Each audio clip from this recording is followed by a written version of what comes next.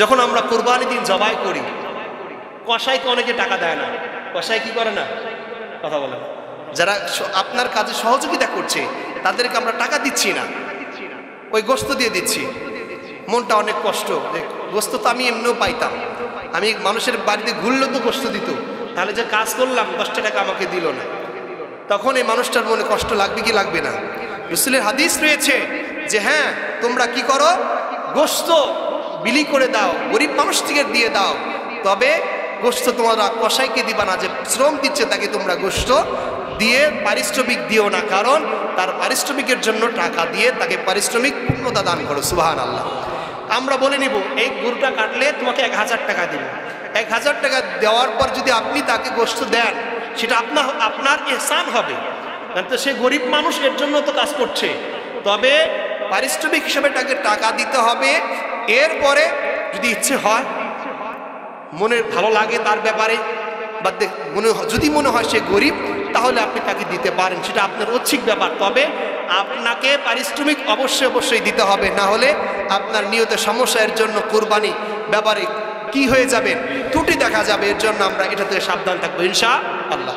যে হাদিসটি এসেছে মুসলিমের বর্ণনা 1317 নম্বর হাদিস, যে আলী ইবনে আবি তালিব রাদিয়াল্লাহু তাআলা বলছেন, আমার রাসূল আমাকে এইভাবে বলেছেন, তোমরা চামড়া এবং গোশত সদকা করে দাও। চামড়া এবং গোশত কি করে দাও?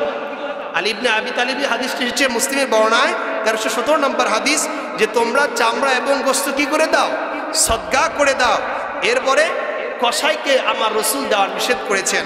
এরপরে আলী ইবনে আবি তালিব বলছেন, তার পারিশ্রমিক নিজের পক্ষ থেকে টাকা পয়সা যেভাবে দিলে সহজ হয়, তাকে সেইভাবে পারিশ্রমিক টাকা দাও।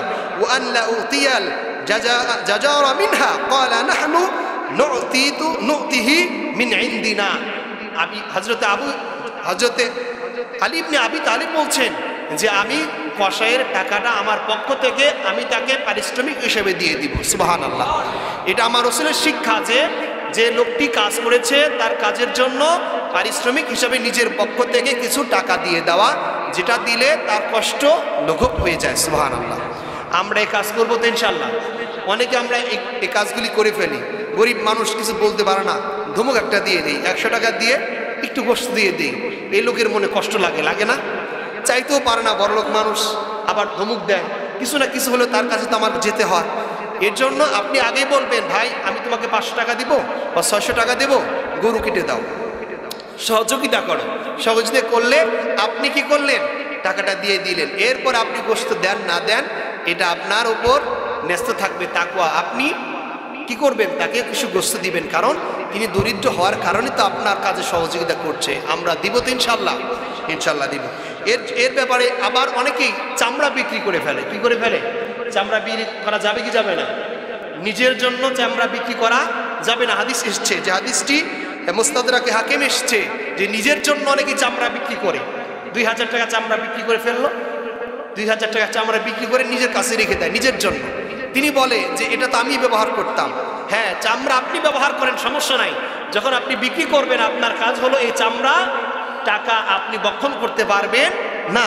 যে হাদিসটি মুস্তাদরাকে হাকিম এসছে, যে আল্লাহ রাসূল সাল্লাল্লাহু আলাইহি সাল্লামের হাদিস, ক্বালা রাসূলুল্লাহ সাল্লাল্লাহু আলাইহি সাল্লাম, মান বাআ জিলদান উদহিয়াতিহি ফালা উদহিয়াতা লাহু। আল্লাহ রাসূল বলেছেন, নিজের জন্য চামড়া বিক্রি করা ব্যক্তির কুরবানি জায়েজ হবে না, কুরবানি হবে না।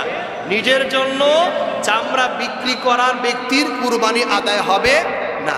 এর জন্য আমরা কি করব? নিজের জন্য বিক্রি করব না, বিক্রি করে এই টাকা, সম্পূর্ণ টাকা আমরা গরিব দুঃখিনী মানুষের কাছে বিলি করে দিব। সুবহানাল্লাহ। এর জন্য আমরা এই কাজগুলি করব। অনেকে এই চামড়ার টাকা বার করেন কি, যে কাজ করেছে তাকে দিয়ে দিচ্ছেন। আরে ভাই, যিনি কাজ করেছে ওটার পারিশ্রমিক তো ভিন্ন। আপনি চামড়ার টাকা গরিবকে দিবেন, কিন্তু আপনার যে কাজ করে দিল, আপনি কি করলেন? ও চামড়ার টাকা দিয়ে দিলেন, সহজে পারি হয়ে গেলেন। ব্যাপারটা এরকম না, ওই যে আপনার নিয়তের সমস্যা। আমার আল্লাহ কি বলেছেন? লা ইয়ানালাল্লাহু লুহুমুহা ওয়ালা দিমাহুহা ওয়ালাকিন ইয়ানালুহুত তাকওয়া। আমি আল্লাহ দেখবো বান্দা তোমার তাকওয়া। তাকওয়া ভালো, তোমার কুরবানি রাইট, আমি আল্লাহ কবুল করব ইনশাআল্লাহ। প্রিয় সুধী আমার, তাহলে নিজের জন্য কুরবানির চামড়া গোশত বিক্রি করা যাবে না। চামড়া বিক্রি করা যাবে, তবে এই টাকাটা কি করতে হবে? হকদার গরিব দুঃখিনীর হক আমরা দিব ইনশাআল্লাহ।